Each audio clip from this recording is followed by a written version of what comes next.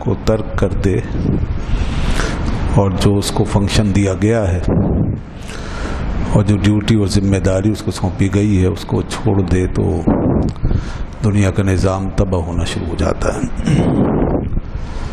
سورج، چاند، ستارے، سیارے، یہ سب ایک نظام عمل کے پابند ہیں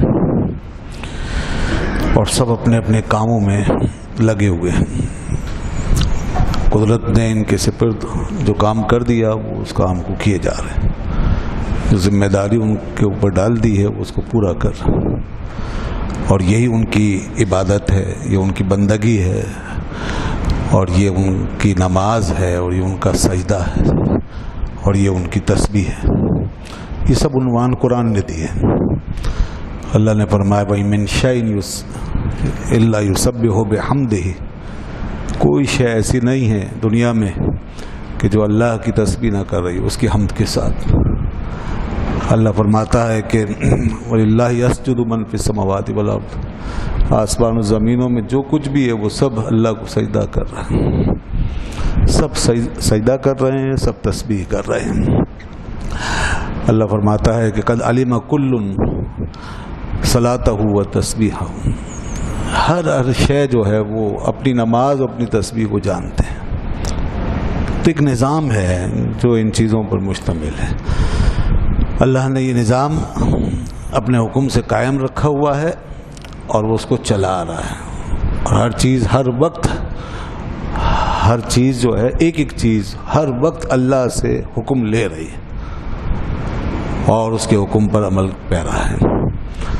تو جس طرح حکم، جب تک حکم ملتا رہتا ہے، اشارہ ہوتا رہتا ہے، وہ شے اپنا کام کرتی رہتی ہے، اور جس وقت حکم رک جائے گا اس وقت اس چیز کا کام بند ہو جائے گا۔ یہی وجہ ہے کہ انسان جو ہے کائنات کے نظام کو درم برم نہیں کر سکتا، وہ سورج کو روک نہیں سکتا، وہ چاند کو کہیں گھما نہیں سکتا، وہ دن اور رات کا نظام بگاڑ نہیں سکتا۔ انسان بے بس ہے، اس لیے کہ یہ کائنات براہ راست اللہ رب العزت سے حکم لے رہی ہے۔ جن چھوٹی چھوٹی باتوں میں انسان کو اختیار ہے اور وہ کہیں گڑبڑ کر رہا ہے اور وہ اپنے تصرف سے کام لے رہا ہے، اس میں بھی انسان کو محض دھوکہ ہے کہ اس نے بذات اس میں کوئی کام کر دکھایا اور خدا کو اس چیز میں چیلنج کر دیا۔ ایسا ہرگز نہیں، خدا کو کوئی چیلنج نہیں کر سکتا۔ خدا نے اس دائرے کے اندر جتنا چاہا انسان کا تصرف جاری ہونے دیا، جتنا چاہا انسان کا اثر ہونے دیا، اور جہاں جہاں اس نے انسان کو بے اثر کر دیا وہ انسان بے اثر ہے۔ انسان اپنے وجود کے معاملات میں بھی بہت کچھ بے اثر ہو جاتا ہے، اپنے ذات کے معاملے میں بھی بہت دفعہ بے اثر ہو جاتا ہے اور اس کو کوئی اختیار نہیں ہوتا ہے۔ تو یہ معاملہ ہے۔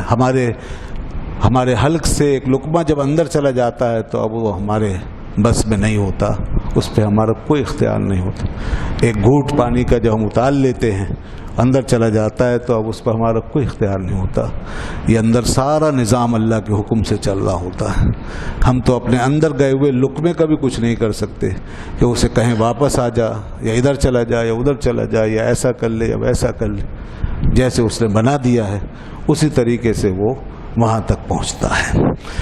تو یہ ہے اللہ کی کائنات کہ اس میں ہر شے جو ہے وہ اپنے اپنے نظام عمل کی پابند ہے، مگر ایک انسان ہے کہ اس کو اللہ نے ایک دائرہ اختیار دیا اور اس میں اس کو ایک نظام عمل کا پابند کیا، تو وہاں انسان نے اپنی چلائی، اپنے اختیار کو غلط استعمال کیا، اس دائرہ اختیار کے اندر بیجا تصرف کیا، اللہ کے حکم کی نافرمانی کی، اور اس نے اپنی ذمہ داری کو ترک کیا۔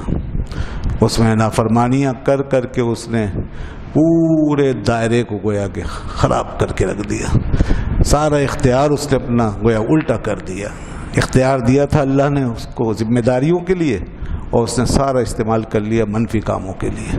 اختیار دیا تھا اللہ نے اس کو نیکی و طاعت کے لیے، اور سارا اختیار اس نے استعمال کر لیا برائیوں گناہوں کے لیے۔ اور یوں زمین کو اور اپنے آس پاس کے ماحول کو انسان نے نافرمانیوں سے، بے عملیوں سے، بدکاریوں سے، ظلم سے، زیادتیوں سے بھر دیا۔ یہ ہم دیکھ رہے ہیں انسان کا معاملہ. ورنہ جیسے میں نے پہلے عرض کیا کہ ایک چیونٹی بھی جو ہے وہ اللہ کے نظام عمل کے تحت چل رہی ہے، اور وہ بھی کہیں ایک حرکت بھی اس کے متعین کردہ نظام سے ہٹ کے نہیں کر رہی. انسان ہی واحد مخلوق ہے جو یہ سب کچھ کر رہا ہے. اب ہم دیکھتے ہیں کہ دنیا کی کوئی شے جب اپنے نظام عمل سے ہٹتی ہے یا ہٹے تو تباہی مچ جائے. ایسا ہے نا، تباہی مچ جائے گی، دنیا رک جائے گی، یہ کارخانہ ہستی تباہ و برباد ہو جائے گا. مگر انسان اتنی کچھ خرابیاں پیدا کر رہا ہے، اتنی بدعملیوں میں پڑا ہوا، اتنی کوتاہیاں برت رہا ہے، پھر بھی دنیا قائم ہے، پھر بھی انسان جی رہا ہے، پھر بھی اس کا نظام چل رہا ہے، پھر بھی اس کا سسٹم چل رہا ہے، اس کا گھر بنا ہوا ہے، اس کے خاندان آباد ہیں، اس کی سوسائٹی قائم ہے، اس کا معاشرہ قائم ہے اور چل رہا ہے. حالانکہ انسان نے اس معاشرے کو، اس ماحول کو برائیوں سے بھر دیا اور نافرمانیوں سے بھر دیا. تو یہ سب کچھ کیوں؟ جب وہاں 1% بھی بے عملی نہیں چل سکتی خارجی نظام میں دنیا کی اور مخلوق کے لیے، تو انسان کے لیے 100% بے عملی چل رہی ہے اور کوئی تباہی نہیں، کوئی ایسی بربادی نہیں، اور گاڑی آگے بڑھتی چلی جا رہی ہے. اللہ تعالیٰ نے اس چیز کا یہ عقدہ ہے، اس کو کھولا ہے اس آیت کے اندر جو سورہ شورى میں آئی. فرمایا یہ جو تم دیکھتے ہو تو دھوکے میں پڑنے کی ضرورت نہیں ہے کہ تم شاید میرے نظام سے بے نیاز، میرے اختیارات سے باہر ہو گئے. ایسا نہیں ہے، تمہارے ساتھ بھی وہی کچھ ہے، اور تمہاری برائیوں کا بھی، تمہاری نافرمانیوں کا بھی اثر ضرور مرتب ہوتا، تمہاری بے عملی ضرور رنگ دکھاتی اور تم ضرور تباہ ہوتے اور سب کچھ تباہ ہوتا. مگر اللہ نے فرمایا وَمَا أَصَابَكُم مِّن مُّصِيبَةٍ فَبِمَا كَسَبَتْ أَيْدِيكُمْ وَيَعْفُو عَن كَثِيرٍ. بات یہ ہے کہ اللہ اپنی طرف سے تمہاری بے عملیوں کو معاف کرتا رہتا ہے، درگزر کرتا رہتا ہے. وہ اپنی طرف سے پکڑتا نہیں ہے، وہ فوراً اس کا نتیجہ نکال کے تمہارے سامنے نہیں رکھتا. کوئی اور شے اگر ایسا کرتی ہے تو اس کا نتیجہ فوراً سامنے آ جائے، لیکن تم کرتے ہو تو فوراً تمہاری برائی کا نتیجہ سامنے نہیں آتا، اس لیے کہ وہ اس وقت تمہارے ساتھ درگزر سے کام لے رہا ہے. اس وقت، آگے کے لیے نہیں، اس وقت درگزر سے کام لے رہا ہے. اس وقت اگر وہ تمہیں پکڑنا شروع کر دے تو وہ دوسری جگہ فرماتا ہے تمہارا زمین پہ چلنا مشکل ہو جائے، تمہارا زمین پہ چلنا پھرنا اور ایک سانس لینا بھی مشکل ہو جائے، تمہاری زندگی گزرنا مشکل ہو جائے. وَيَعْفُو عَن كَثِيرٍ. اور پھر اس کے بعد پھر جتنی بھی تم پر مصیبتیں آ رہی ہیں، اب اس عفو و درگزر کے باوجود جو تم پہ مصیبتیں آ رہی ہیں، تکلیفیں آتی ہیں، بیماریاں آتی ہیں، پریشانیاں آتی ہیں، بے برکتیاں آتی ہیں، تو یاد رکھنا یہ سب کچھ تمہاری بے عملی ہی کی وجہ سے ہوتا ہے. فرمایا یہ تمہاری بے عملی کی وجہ سے، تمہارے گڑبڑ کرنے کی وجہ سے ہوتا ہے، ورنہ ایسا نہیں ہے کہ اللہ تعالیٰ تمہیں بلا وجہ ستا رہا ہے، بے وجہ تمہیں تکلیف دے رہا ہے. اس نے تو فرمایا کہ وہ تمہیں عذاب دے کے کیا کرے گا. تو فرمایا کہ وَمَا أَصَابَكُم مِّن مُّصِيبَةٍ، اور جو بھی مصیبت تمہیں پہنچتی ہے، جو بھی مصیبت تمہیں پہنچتی ہے، فَبِمَا كَسَبَتْ أَيْدِيكُمْ، تو یہ تمہارے اپنے ہاتھوں کی کمائی ہوتی ہے. دیکھا آپ نے، جو بھی مصیبت پہنچے گی، تکلیف پہنچے گی، ہمارے ہاتھوں کی وجہ سے، یہ بتا دیا قرآن نے. اسی لیے رسول اللہ صلی اللہ علیہ وسلم نے اس کی وضاحت کرتے ہوئے ارشاد فرمایا کہ آدمی کے پیر میں کانٹا بھی اگر چبھتا ہے تو کسی اس کی غلطی کی وجہ سے چبھتا ہے. کوئی غلطی ہوئی ہے جس کا خمیازہ اس نے بھگتا ہے، کوئی قصور ہوا ہے جس کی اسے سزا ملی ہے. تو یہ ہمارے ساتھ عام معاملہ ہے. تو اور بلکہ اللہ نے پھر ان مصیبتوں کو، ان تکلیفوں کو ہمارے لیے اس اعتبار سے رحمت بنا دیا ہے کہ اگر ہم صبر کر لیں اور یہ سمجھیں کہ ہمارے قصور جو ہیں ان کی ہمیں سزا مل رہی ہے، ہم شکوہ نہ کریں اور معافی مانگیں، توبہ کریں، اللہ تعالیٰ کی بارگاہ میں گڑ گڑائیں اور اس پہ صبر سے کام لیں، اس سے جزا فضا اور شکوہ شکایت نہ کریں، تو حدیث پاک میں آیا کہ کہ یہ مصیبتیں جتنی بڑھتی جائیں گی اتنے قصور معاف ہوتے چلے جائیں گے، اتنا ہی انسان پاک ہوتا چلا جائے گا۔ جتنی مصیبتیں بڑھتی جائیں گی انسان پاک ہو رہا ہے، گویا یہ انسان کو دھو رہی ہے، اسے پاک کر رہی ہے۔ جب اللہ تعالیٰ نے یہ آیت نازل فرمائی کہ تم میں سے جو بھی برائی کرے گا وہ اس کا بدلہ پائے گا، وَمَن يَعْمَلْ سُوءًا يُجْزَ بِهِ، جو بھی برائی کرے گا اس کا بدلہ پائے گا۔ صحابہ کرام ڈر گئے، وہ پریشان ہو گئے، ان پہ خوف بہت زیادہ مسلط ہوتا تھا، کیونکہ اللہ کے برگزیدہ بندے سب سے پہلے وہی تھے۔ چنانچہ وہ ڈر گئے، یا رسول اللہ ہمارا کیا بنے گا؟ اب دیکھیے حالانکہ وہ کس ماحول میں رہتے تھے، دنیا کے سب سے بہترین زمانے میں رہتے ہیں، سب سے بڑی ہستی کے پاس ہے، لیکن امیدوں کے ساتھ ساتھ خوف بھی تھا۔ یہ کیفیت ہونی چاہیے، انسان جتنا خدا کے قریب ہے اتنا اس کو اللہ کے عذاب سے ڈرنا بھی چاہیے، اپنی وجہ سے، اپنے اعمال کی وجہ سے۔ تو اب وہ تو بڑے پارسا لوگ ہیں، مگر بندگی کا تقاضا، ڈر خوف پیدا ہوا کہ یا رسول اللہ ہمارا کیا بنے گا؟ اللہ نے فرمایا کہ کوئی ایک بھی برائی اگر کرو گے تو اس کی سزا پاؤ گے۔ تو ہم میں سے کون ایسا ہے جس سے برائی نہیں ہو جاتی، جس سے کوئی غلطی نہیں ہو جاتی؟ تو رسول پاک صلی اللہ علیہ وسلم نے ان کی ڈھارس بندھائی اور فرمایا کہ اے میرے اصحاب، کیا تمہارے پیر میں کبھی کانٹا نہیں چبھتا؟ کیا تمہیں کبھی کوئی صدمہ نہیں پہنچتا؟ کیا تمہیں کوئی تکلیف کبھی نہیں پہنچتی؟ انہوں نے کہا یا رسول یہ تو ہوتا رہتا ہے۔ فرمایا بس جو برائیاں ہو جاتی ہیں، خطائیں، لغزشیں، یہ چیزیں جب آتی ہیں نا، تکلیفیں، تو یہ تکلیفیں ان برائیوں کا کفارہ بن جاتی ہیں۔ اس لیے اس میں مایوس ہونے والی بات نہیں ہے، اس طرح نہ گھبراؤ کہ تم جیسے پکڑے ہی جاؤ گے۔ اللہ کی رحمت سے بھی امید رکھو کہ یہ جو برائیاں، یہ خطائیں، لغزشیں، چاہے دانستہ یا نہ دانستہ انسان سے سرزد ہو جاتی ہیں، تو اللہ تعالیٰ جب مصائب بھیجتا ہے اور بندہ اس پہ صبر کرتا ہے تو برائیوں کا کفارہ بنتی ہیں اور بہت سی غلطیاں انسان کی معاف ہو جاتی ہیں۔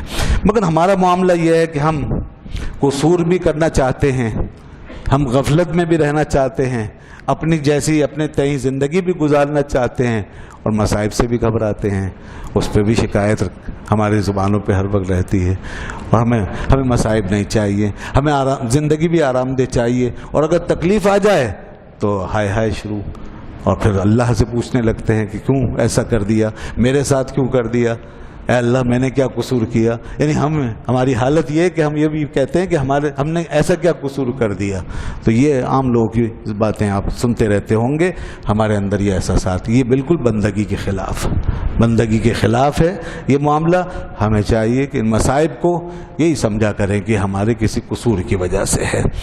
اور رہ گیا یہ معاملہ کہ اللہ کے نیک بندوں پر جو مصائب آتے ہیں، انبیاء کرام ہیں مثال کے طور پر، وہ تو بالکل معصوم، اور اولیاء کرام محفوظ ہوتے ہیں، ان پہ جو مصائب آتے ہیں تو یاد رکھیے گا کہ وہ ان کے گناہوں کی وجہ سے نہیں، ان کے گناہ ہوتے ہی نہیں ہیں، وہ تو بادشاہ لوگ ہیں، تو نیک برگزیدہ لوگ ہیں، وہ گناہوں میں کہاں ملوث سے مبتلا ہوتے ہیں۔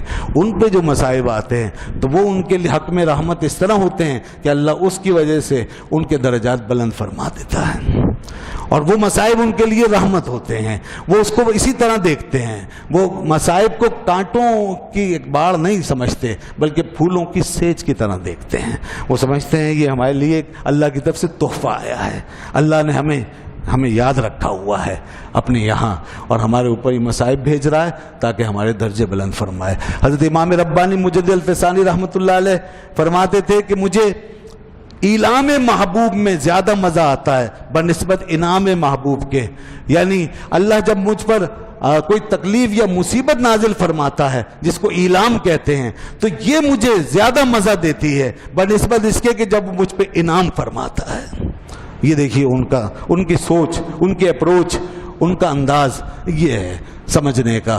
یہی باتیں پیچھے بزرگوں نے بھی کی ہیں، حضرت خواجہ شبلی رحمۃ اللہ علیہ بھی اسی طرح اللہ کی بارگاہ میں مناجات پیش کرتے تھے اور کہتے تھے اے بار الہ، ساری دنیا تجھ سے اس لیے محبت کرتی ہے کہ تو ان کو کھلاتا ہے، پلاتا ہے اور اپنی نعمتوں سے نوازتا ہے، اور میں تجھ سے اس لیے محبت کرتا ہوں کہ تو مجھے آزماتا ہے، مجھ پر تکلیفیں بھیجتا ہے، کبھی بیمار کر دیتا ہے، کبھی مجھ پر کوئی آزمائش ڈال دیتا ہے، کبھی کوئی مصیبت آ جاتی ہے، تو یہ مصیبتیں مجھ پر تیری طرف سے آتی رہتی ہیں، تو میرے اندر تیری محبت کا جذبہ بڑھتا رہتا ہے۔ دیکھیے اب زاویہ نگاہ دیکھیں، انداز نظر دیکھیں، تو یہ ان کا انداز نظر، اور اس لیے ان کے حق میں یہ آلام اور مصائب ان کے حق میں نعمت ہیں، ان کے گناہوں کی سزا نہیں ہے یہ کوئی۔ ہاں ہمارے لیے البتہ یہ چیز ہے کہ ہمیں اپنے طور پہ یہ سمجھنا چاہیے اپنے لیے کہ ہمارے ساتھ بہت سے گناہ، زیادتیاں ہیں، خامیاں ہیں، کمزوریاں ہیں۔ اب کوئی مصیبت اگر آ گئی ہے تو کفارہ بن جائے، کفارہ بنانا ہمارا کام ہے۔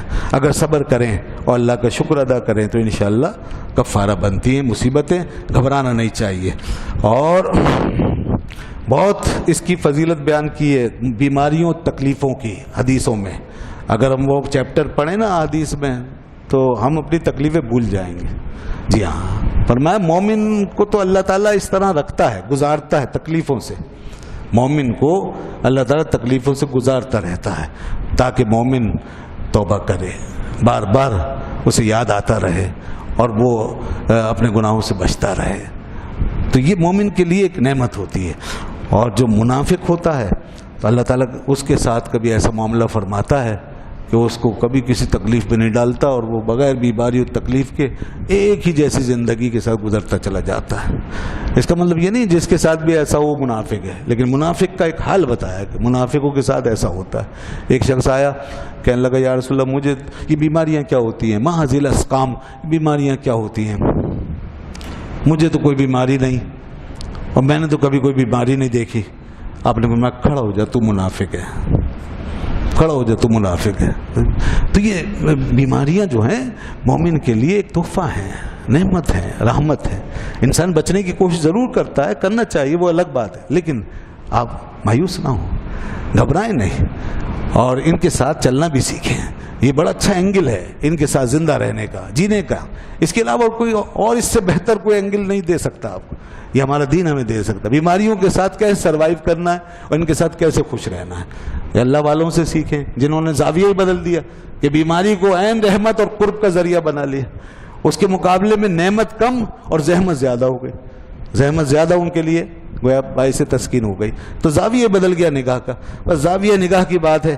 زاویہ ٹھیک ہو اور دیکھنے کا انداز مثبت ہو اور انسان پازیٹیو رہے تو کوئی چیز ہراساں نہیں کر سکتی، انسان کوئی چیز ہراساں نہیں کر، انسان جی سکتا ہے، جی کر آگے بڑھ سکتا ہے اور دنیا میں بہت کچھ کر کے جا سکتا ہے۔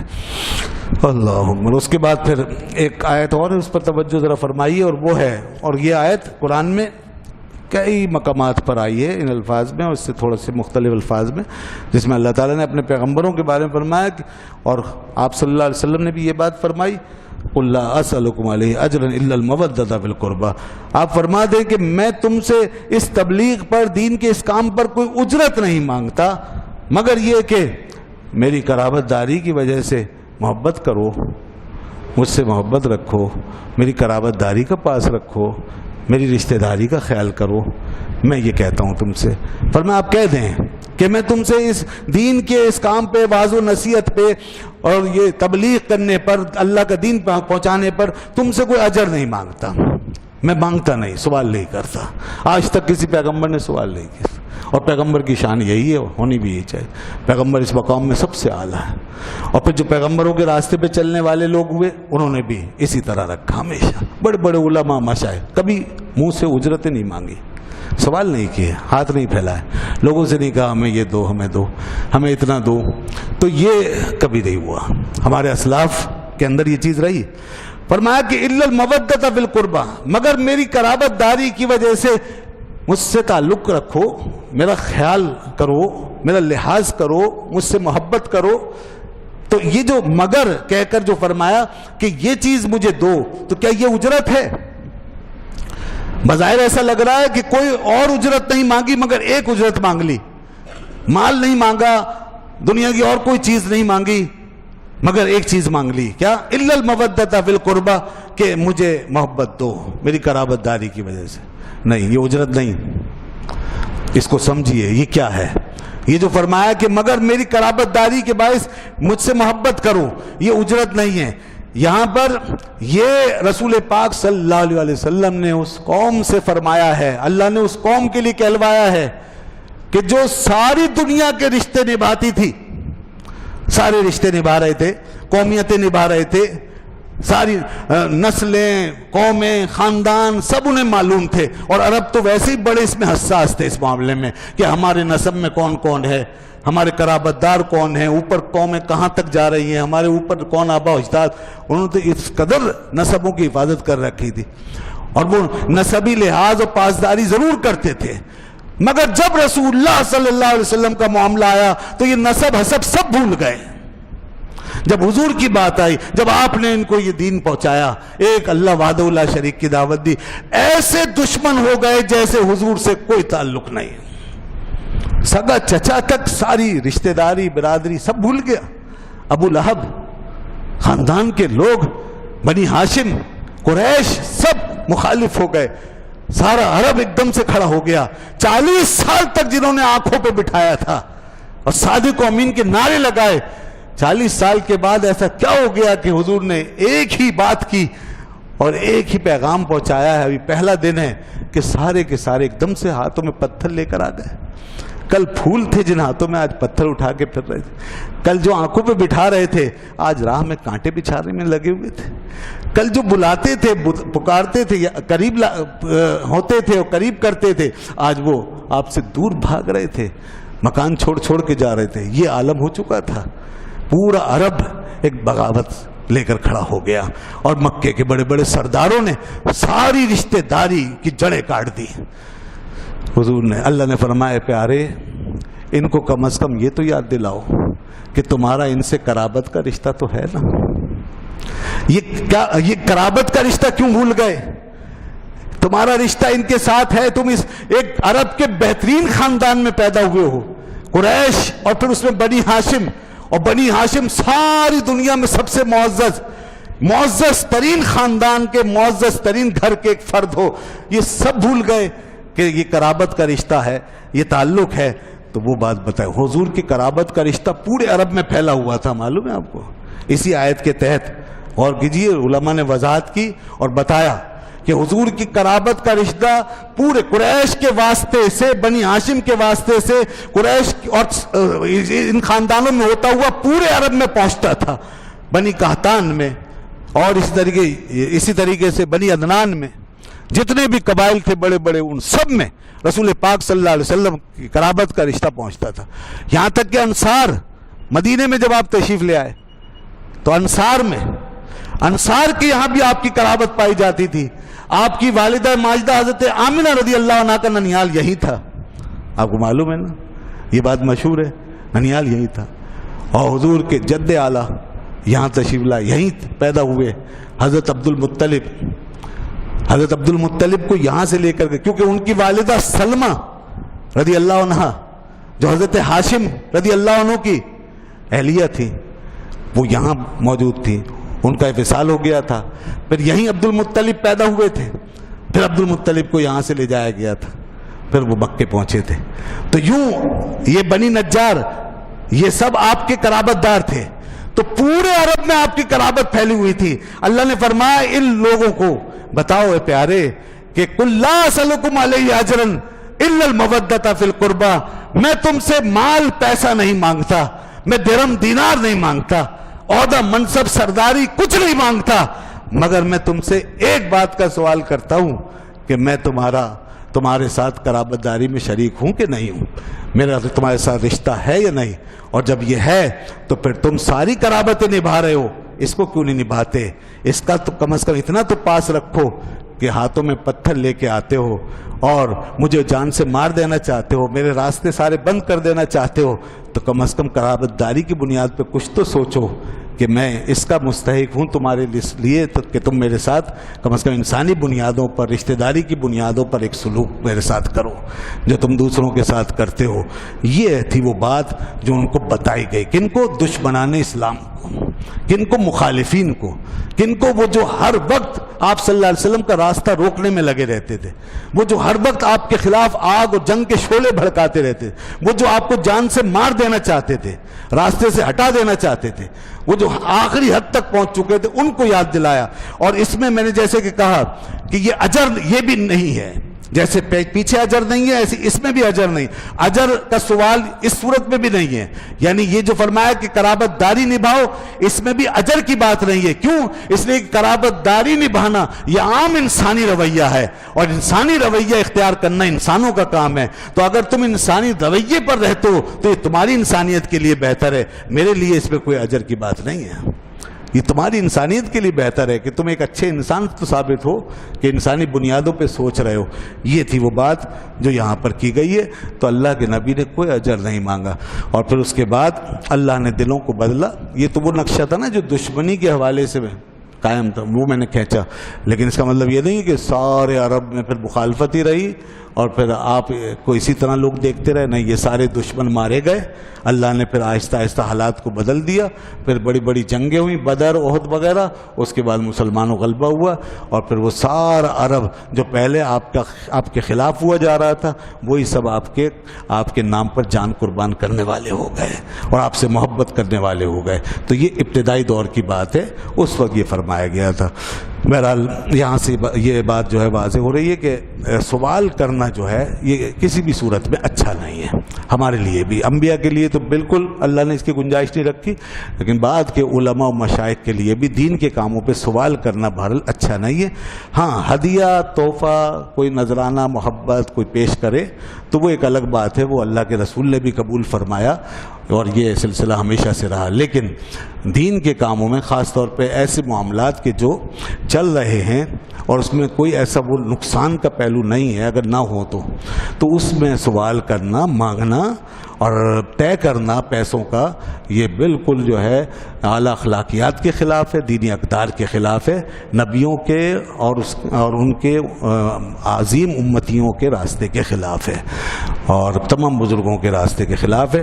ہمارے علماء اور مشائخ نے ماضی قریب تک بھی، اب تک بھی، بلکہ زمانہ حال میں بھی ایسے بہت سے لوگ مل جائیں گے جو آپ کو ملیں گے، آپ دیکھیں گے ان کو کہ انہوں نے کبھی کسی کے سامنے ہاتھ نہیں پھیلایا ہوگا اور اجرتیں نہیں مانگی ہوں گی اور انہوں نے سوال نہیں کیا ہوگا۔ ایسے بہت سے لوگ، میں کئی نام لے سکتا ہوں، مگر اس وقت ایک ٹرینڈ بن رہا ہے، اب ایک ٹرینڈ بن رہا ہے اس چیز کا، اور لوگ پتہ نہیں کیا کیا اجارے کے فتوے دے رہے ہیں اور کہہ رہے ہیں جی اجارہ کر لو، اور باقاعدہ ایک پیپر ورک ہے وہ کر لو، اس کے بعد جتنے چاہو طے کرو اور لو دو آرام سے، کوئی مسئلہ نہیں۔ اجارے ہو رہے ہیں، دین کے کاموں پہ اجارے کر لو اور پیسے جتنے مانگنے مانگو، لینے لو، اور لوگ دیں گے، دینا پڑیں گے، شرعی حق ہے آپ کا۔ اس طرح کا ماحول بنایا جا رہا ہے، یہاں تک کہ جناب پیسے بڑھتے بڑھتے لوگوں کے، اب چونکہ یہ سب معاشرے میں ہو رہا ہے، میں آپ کو آگاہ کرنا چاہ رہا ہوں کہ ان چیزوں کی حوصلہ شکنی کیجیے، ورنہ دین بگڑ جائے گا۔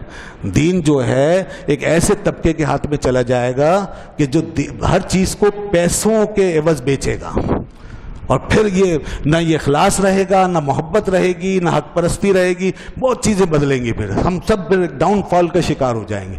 اب حالت یہ ہو گئی کہ ایک ایک تقریر کے 50,000، 60,000، 70,000، 1 لاکھ روپے لیے جا رہے ہیں، ایک ایک تقریر کے، باقاعدہ مانگ مانگ کے، اور باقاعدہ اس کی ایجنسیاں بنی ہوئی ہیں اور ایجنٹ بیٹھے ہوئے ہیں، مختلف شہروں میں بیٹھے ہوئے ہیں، کیونکہ آپ بین الاقوامی ہو گئے، آپ ملک کی سطح کے وائز یا نعت خوانوں کو بھی لے لیں، ان کا بھی مسئلہ، نعت خوانی پہ تو اور حیرت ہوتی ہے، نعت خوان پہ اور حیرت ہوتی ہے کہ ایک وائز تو چلی دین ہی کی بات کر رہا ہے، تقریر کر رہا ہے، وہ تو پھر بھی ایک دین کی بات لے کے آیا ہے اور وہ ایک علم کی چیز بھی ہے، لیکن نعت خوان کا حال یہ ہے کہ وہ تو عاشق، عشق رسول میں ڈوبنے کی بات کرتا ہے، عاشق ہونے کی بات کرتا ہے اور جھومتا بھی ہے اور دکھاتا بھی ہے میں بہت بڑا عاشق، لیکن اس کے بعد پیچھے اگر اس کے یہ ہو رہا ہو کہ وہ 1 لاکھ روپے کی نعتیں پڑھ رہا ہو تو یہ بڑی عجیب سی بات ہے۔ 1 لاکھ روپے کی نعتیں ہیں، ایک محفل کے لاکھ روپے، اور اوپر سے جو لٹائے جا رہے ہیں وہ الگ، تو یہ حل کر دیا دین کا. اور اس طرح ان کے بھی پھر ایجنٹ بیٹھے ہوئے کام کر رہے ہیں, وہ بھی اپنے لے رہے ہیں, کمیشن لے رہے ہیں, کمیشنوں پہ کام ہو رہے ہیں باقاعدہ. ایجنٹ بیٹھے ہوئے ہیں, وہ کہہ رہے ہیں ہمارا 5,000, ہمارا 10,000, ہمارا 20,000, باقی ان کا, اس طریقے سے. اور ساؤنڈ سسٹم والے بھی اسی کا حصہ بن گئے ہیں, اسی لین دین کا. پھر ان کے بھی چل رہے ہیں معاملات, وہ بھی دے رہے ہیں, لے رہے ہیں, کیا کیا سلسلے لوگوں نے اس طرح کر دیے. تو یہ ایک تباہی ہے, اس سے جان چھڑائیے اور اس قسم کی چیزوں کی حوصلہ شک نہیں کیجیے. یہاں ہمارے ہی انہی شہروں میں, مثلا شہر کراچی کی بات کریں ہم, تو اسی شہر کراچی میں آپ میں سے بہت سارے لوگوں نے ایسے علماء دیکھے ہوں گے ماشاءاللہ. ان میں سے کچھ گزر گئے ہیں, کچھ موجود ہیں جو اکابر کہلاتے ہیں. ان کی ذرا ہسٹری اٹھا کے دیکھیں, انہوں نے کبھی یہ حرکتیں کی؟ انہیں زندگی گزار دیا. علامہ حقانی صاحب جو اس ادارے کے بانی, اس جگہ کے بانی ہیں, سرپرست ہیں, ہمارے استاد محترم, زندگی گزار دی شہر کی, اس ملک کی, اس قوم کی خدمت کرتے ہوئے. کبھی انہوں نے لوگوں کے سامنے یہ ہاتھ پھیلائے؟ کبھی کوئی فیسیں رکھی ہوئی تھی؟ یہ ایسے. علامہ شاہ احمد نورانی صاحب رحمۃ اللہ علیہ, ایک بڑے عظیم عالم دین, بین الاقوامی شخصیت, ذرا دیکھیے پیچھے کیا چھوڑ کے گئے. تو کبھی کوئی سنا کہ ہاتھ پھیلائے ہوں, کبھی مانگا ہو کسی؟ ان کا تو معاملہ ہی کچھ اور تھا. وہ تو تحفہ ہدیہ بھی آتا تھا, وہ بھی جناب ایسی ایک ہاتھ سے لے کے دوسرے ہاتھ سے ادھر سے ادھر کر دیا. ان کو تو ہم نے دیکھا, قریب سے دیکھا ہے, یہاں تک حال. ان کے جیسا تو آج میرے خیال میں کوالٹی کہیں آپ کو ملے گی نہیں ہے. تو ایسی کوئی, سارے فرقوں نے ایسی تھوڑی مانا تھا, سب نے اپنا لیڈر مانا, سارے فرقوں نے, سنیوں نے, غیر سنیوں, سب نے. جو متحدہ مجلس عمل بنی تھی اس میں سب نے بالاتفاق روئے تھے لوگ آنسوؤں سے مولانا شاہ احمد نورانی صاحب کے انتقال کے بعد. وجہ یہ کہ کردار کے بہت بلند تھے. وہ سیاست بھی کی, مگر کبھی بارگیننگ, سیاسی کوئی بارگیننگ کی ہو, کبھی کسی سودے بازی میں پڑے ہوں, کبھی کوئی غلط کام نہیں. پاک صاف دنیا میں رہے, پاک صاف گئے. کتنے نام میں لوں گا. ابھی ہمارے مولانا جمیل احمد نعیمی صاحب دامن برکاتہ اللہ علیہ حیات ہیں, ہمارے بزرگ ہیں, انہوں نے کبھی دیکھی یہ کام نہیں کیا. یہ بزرگ ہمارے موجود بھی ہیں. مولانا اعجاز نعیمی صاحب رحمۃ اللہ علیہ, بڑے اچھے بزرگ ماشاءاللہ, بڑے نیک متقی پرہیزگار. کبھی نہیں سنیں گے آپ کے ان جیسے لوگوں نے کبھی کوئی پیسہ ٹکا مانگا ہو. ایسے ہمارے ڈاکٹر مسعود صاحب رحمۃ اللہ علیہ, میرے پیر و مرشد, کبھی نہیں. ساری زندگی گزاری اسی شہر میں, یہی رہے. ہزاروں کتابیں لکھ دیں, کتنا علمی کام کر دیا, لیکن کتابوں کی بھی رائلٹی خود نہیں رکھی, کبھی کتابوں کے بھی پیسے خود نہیں لیے. سب ادارے کے لیے وقف تھے, سب ادارے کے لیے وقف. یہ عالم تھا. ایسے لوگ گزر گئے. تو ایسے لوگوں کے اخلاص کی برکت سے آج دین بچا ہوا ہے. مگر اب یہ کاروباریوں کے ہاتھ میں دے دو گے, اور یہ مانگنے والوں کے ہاتھ میں, اور یہ اجارے کرنے والوں کے ہاتھ میں اگر دین چلا گیا, تو پھر پتہ نہیں اللہ جانے کیا ہوگا آگے, اور پھر کیا کیا چیزیں کس طرح پیش کی جائیں گی. اللہ تعالی ہماری حفاظت فرمائے. وآخر دعوانا الحمدللہ رب العالمین. الحمدللہ رب العالمین والصلاۃ والسلام علی سید الانبیاء والمرسلین وعلی آلہ وصحبہ.